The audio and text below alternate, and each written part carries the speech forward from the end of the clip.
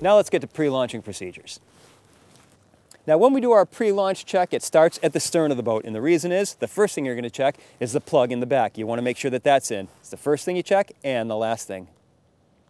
Next, we want to undo the straps.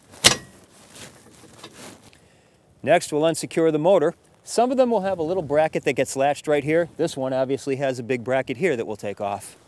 Before you launch, you're going to want to make sure you leave the engine in the up position. Otherwise, you'll be dragging all this expensive hardware here right along the ramp. Boat ramps are typically very crowded places, and nobody wants to sit and wait in line while you sit at the ramp, blocking it off, checking out and make sure you got everything ready to go. That should be done in the parking lot. Now is when you make sure that you've got your tackle on board, your gear is all ready to go, so that by the time you get down the ramp, you have no worries and you're ready to launch. After the boat's all checked out, now you go to the stern one more time, and this is your second check of the plug. That's twice. Now there should be no excuse for having the plug out when you launch your boat.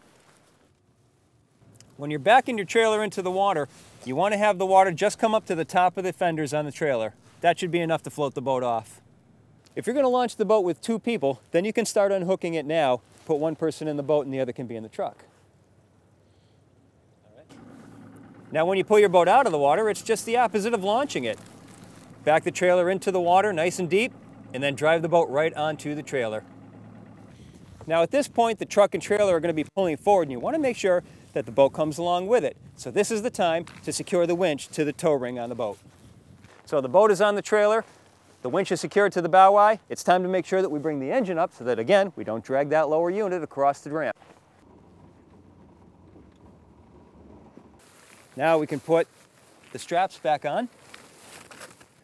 Now we either flip up our bracket to support the engine or put on our external one. We go to the bow of the boat, make sure that that's latched correctly, and our safety is secured to the bow eye. Of course, one of the most important aspects of trailer boating is the paperwork. You need to make sure that your trailer and boat are registered properly and insured, and that's where Allstate comes in. For BoatTEST.com, I'm Captain Steve. We'll see you out on the water.